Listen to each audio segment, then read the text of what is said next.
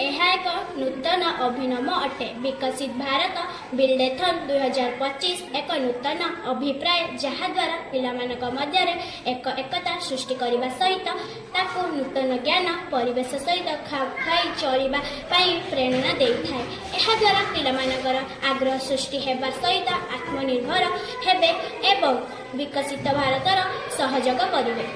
जल ही जीवन, जल बिना आमे बंची पारिबा नाही। जलर उचित व्यवहार करबा उचित। जलर विभिन्न प्रकार अपरिष्कार जिनिस मिसिबा द्वारा जल दूषित हुए। जलरे पचासड़ा जिनिस यथा विभिन्न प्रकार पनीपरिबा फल मिसिबा द्वारा जल दूषित हुए। लोक मैंने मला जीवजंतु विभिन्न प्रकार प्लास्टिक पॉलिथीन टायर पकाइबा द्वारा जल दूषित हुए।